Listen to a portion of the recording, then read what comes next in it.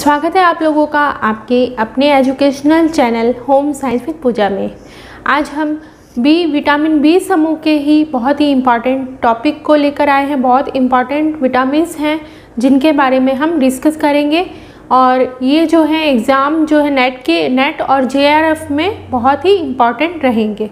तो सबसे पहले हम बात कर लेते हैं इनोसिटॉल। सबसे महत्वपूर्ण बात तो ये कि ये विटामिन बी समूह का विटामिन है। विटामिन बी समूह का विटामिन है इनोसिटॉल और इसका रासायनिक नाम है हेक्साहाइड्रोसाइक्लोहेक्सेन। इसका जो रासायनिक नाम है किसका, इनोसिटॉल जो है उसका रासायनिक नाम। तो बात कर रहे थे विटामिन जो है बी समूह का विटामिन इनोसिटॉल का जो रासायनिक नाम है वो है हेक्साहाइड्रोसाइक्लोहेक्सेन। इसके अलावा इसे एंटी एलोप्सिया भी कहा जाता है। एंटी एलोप्सिया क्योंकि एलोप्सिया जो डिजीज़ है उसकी रोकथाम में ज़रूरी होता है, इसकी कमी से एलोप्सिया हो जाता है, इस वजह से इसे एंटी एलोप्सिया कहा जाता है। इसे माउस एंटी एलोप्सिया भी कहा जाता है। स्वतंत्र ये इसकी जो प्राप्ति है दो रूपों में हमें प्राप्त होता है। जो इनोसिटॉल है हमें दो रूपों में प्राप्त होता है, एक तो स्वतंत्र रूप में और एक यौगिक यानी कंपाउंड रूप में। स्वतंत्र रूप में ये बहुत ही कम प्राप्त होता है और इसकी प्राप्ति मांसपेशियों और ऊतकों में होती है। मसल्स और टिश्यूज़ जो हमारे हैं उनमें इसकी हमें प्राप्ति होती है। और यौगिक जो है मतलब कंपाउंड जो रूप है इनोसिटॉल का वो है प्राणिज ऊतकों में। मतलब जो हमारे प्राणी टिश्यू हैं, जो जैविक टिश्यू होते हैं, उनमें ये सबसे अधिक पाया जाता है। तो ये चीज़ भी बहुत ही इम्पोर्टेंट है, एग्ज़ाम में पूछा जा सकता है कि यौगिक रूप में जो इनोसिटॉल है वो सबसे ज़्यादा किस स्रोत में पाया जाता है। तो आप इसका आंसर इस तरह से दे सकते हैं, प्राणिज ऊतकों में पाया जाता है। और स्वतंत्र जो रूप में किस रूप में पाया जाता है, किसके अंदर पाया जाता है, दो रूपों में पाया जाता है, स्वतंत्र और यौगिक। और किसके अंदर, स्वतंत्र रूप में जो है मांसपेशियों और टिश्यूज में पाया जाता है। कार्य इसका है गंजापन रोकना। सबसे पहले जो है चूहों पर प्रयोग किया गया था। ये इनोसिटॉल किस काम आ सकता है हमारे, इस चीज़ के लिए चूहों पर प्रयोग किया गया था। उन्हें इनोसिटॉल की बहुत कम मात्रा दी गई, बिल्कुल बंद कर दी गई। इससे उन चूहों के अंदर जो सफ़ेद चूहे थे उनके बाल झड़ने लगे। तो जो इनोसिटॉल है वो गंजापन रोकता है। इसके अलावा ये फाइब्रोब्लास्ट यानी फाइब्रोब्लास्ट जो है उसमें हेल्पफुल है। फाइब्रोब्लास्ट होता क्या है, कोशिका के निर्माण का एक प्रोसेस होता है, टिश्यू का जो निर्माण होता है उसका एक प्रोसेस होता है। फिर से देख लीजिए, फाइब्रोब्लास्ट है क्या, ये कोशिका के निर्माण में एक प्रक्रिया की जाती है, प्रक्रिया होती है हमारे शरीर के अंदर, उसे हम क्या कहते हैं, फाइब्रोब्लास्ट। और इसका नेक्स्ट इम्पॉर्टेंट वर्क जो है वो है इनोसिटॉल कॉलिन के साथ मिलकर फास्फोलिपिड का निर्माण करता है। क्या करता है, इनोसिटॉल जो है किसके साथ मिलकर, कॉलिन के साथ मिलकर किसका निर्माण करता है, फास्फोलिपिड का निर्माण करता है। बात कर लेते हैं कॉलिन के बारे में। कॉलिन भी बी समूह का ही विटामिन है। इसका रासायनिक नाम है लिपोट्रोफिक फैक्टर। बात कर लेते हैं इसके फंक्शन के बारे में। तो लीवर फैट को जमा होने से रोकता है, हमारे लीवर को ये फैटी होने से बचाता है। दूसरा मुख्य कार्य होता है, कॉलिन और फास्फोलिपिड मिलकर लेसिथिन ईस्टर बनाते हैं। कॉलिन और फास्फोलिपिड मिलकर क्या बनाते हैं, लेसिथिन ईस्टर। यहाँ पर हमने देख लिया कि कॉलिन और फास्फोलिपिड मिलकर लेसिथिन बनाते हैं।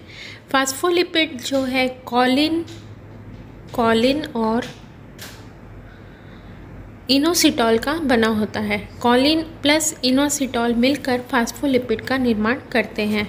ईस्टर अंडे के अंदर झाग को बनाने में सहायक होता है। जब हम अंडे को फेंटते हैं तो उसमें जो हमें झाग दिखाई देता है उसका रीज़न होता है लेसिथिन ईस्टर। लेसिथिन ईस्टर अंडे में झाग के लिए उत्तरदायी होता है। और हमने देख लिया कि लेसिथिन ईस्टर अंडे में झाग के लिए उत्तरदायी होता है। एक बार फिर से रिवाइज कर लेते हैं। कॉलिन और फास्फोलिपिड मिलकर लेसिथिन ईस्टर बनाते हैं। फास्फोलिपिड कॉलिन और इनोसिटॉल का बना होता है। कॉलिन का जो मेन वर्क होता है वो होता है लीवर को फैटी बनाने से रोकना। लीवर फैटी ना बने इसके लिए हमें कॉलिन की उचित मात्रा लेनी बहुत ज़रूरी है। तो ये वसा जमाव को रोकता है, साथ ही ये मुर्गियों में अंडे देने की क्षमता को भी बढ़ाता है। के मेन वर्क होते हैं वसा के जमाव को रोकना, मुर्गियों में अंडे देने की क्षमता को उत्पन्न करना और साथ ही कॉलिन जो है शरीर के अंदर कोलेस्ट्रॉल की उचित उपयोग के लिए भी उत्तरदायी होता है। बात कर लेते हैं कॉलिन के दूसरे कार्यों के बारे में। कॉलिन गुर्दे में रक्त स्रावण को भी रोकता है। रक्त का अगर गुर्दे में स्रावण हो रहा है, रिसाव हो रहा है, तो उसको भी कॉलिन रोकने में सहायक होता है। तो अब बात कर लेते हैं पाबा के बारे में। बहुत ही इम्पॉर्टेंट है ये और एग्ज़ाम में पूछा जा सकता है। पाबा जो है उसका फुल फॉर्म है पैरा एमिन बेंजोइक एसिड। ये भी विटामिन बी का ही एक विटामिन है और ये प्राणिज और वनस्पतिक ऊतकों में यानी टिश्यू में पाया जाता है।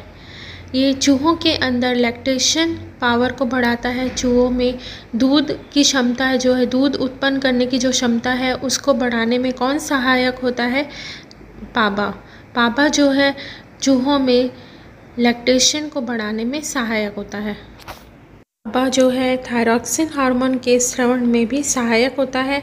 तो देख लीजिए फिर से, पाबा जो है उसका फुल फॉर्म है para amino benzoic acid. Vitamin B समूह का विटामिन है, ये प्राणिज और वनस्पतिक ऊतकों में पाया जाता है। कर लेते हैं विटामिन B12 के बारे में। बहुत ही मोस्ट इम्पॉर्टेंट विटामिन है और एग्ज़ाम में इससे 1 या 2 क्वेश्चन जरूर आते हैं। तो चलिए बात कर लेते हैं विटामिन B12 के बारे में। विटामिन B12 का रासायनिक नाम है कोबालमिन और कोबालमिन इसके अंदर कोबाल्ट की मात्रा के कारण है। विटामिन B12 के अंदर कोबाल्ट की मात्रा 4.5% तक होती है और इसे साइनोकोबालमिन भी कहा जाता है। साइनोकोबालमिन जो है उसके संश्लेषित रूप की वजह से कहा जाता है, क्योंकि जो विटामिन B12 है वो संश्लेषित होकर साइनोकोबालमिन के रूप में बन जाता है। ये 2 तरह का होता है, साइनोकोबालमिन और B12 हाइड्रोकोबालमिन। जब हमारे रक्त में आरबीसी की संख्या 1.5 से 2.5 m हो जाती है तब इसकी कमी का पता चलता है। हमने देख लिया कि विटामिन B12 के 2 टाइप्स कौन कौन से हैं, साइनोकोबालमिन और B12 हाइड्रोकोबालमिन। रक्त में आरबीसी की संख्या 1.5 से 2.5 रहने पर इसकी कमी शो हो जाती है। तो जब सीरम में पित्त का रंग प्रदान करने वाली पित्त वर्णक बिलीरुबिन की मात्रा ज़्यादा हो जाएगी तो हमारे शरीर में हीमोग्लोबिन की मात्रा कम हो जाएगी। इसी वजह से हमारे रक्त का रंग पीला हो जाता है। ये इम्पॉर्टेंट क्वेश्चन है, सीरम में पित्त किसकी वजह से पीला हो जाता है? बिलीरुबिन की वजह से। देख लिया पित्त का रंग किस वजह से पीला होता है? बिलीरुबिन की वजह से। और बिलीरुबिन जो है पित्त वर्णक को कम पीला करने में सहायक होता है और इसी वजह से हमारे शरीर में हीमोग्लोबिन की मात्रा कम हो जाती है, लगभग 1.5 से 2.5 mm तक रह जाती है। इसी वजह से हमारे शरीर में खून की कमी भी हो जाती है और इसे एनीमिया भी कहते हैं। तो यहाँ पर हमने देख लिया कि रक्त के अंदर जब आरबीसी की संख्या 1.5 से 2.5 रह जाती है तो हमारे शरीर में एनीमिया की स्थिति दिखाई देती है। इसके साथ ही B12 जो है डीएनए के निर्माण में भी सहायक होता है, जो बहुत ही महत्वपूर्ण कार्य है ये B12 का। डीएनए के निर्माण में भी B12 बहुत ज़्यादा सहयोग करता है। इसके साथ ही B12 जो है न्यूरोथिनाइन और कॉलिन के संश्लेषण में भी सहायक है।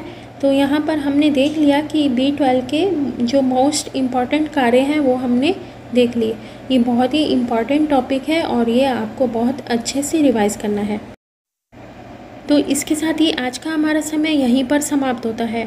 उम्मीद है आप लोगों के लिए ये वीडियो यूज़फुल रहेगी। मिलेंगे फिर से और एक इम्पॉर्टेंट और इंटरेस्टिंग टॉपिक के साथ। और हाँ दोस्तों, मैं आपको बता दूँ ये बहुत ही इम्पॉर्टेंट टॉपिक है और आप इसे बहुत अच्छे से रिवाइज़ कीजिए।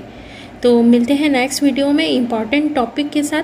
तब तक के लिए इसी तरह से बने रहिए आपके अपने educational channel home science with Pooja में।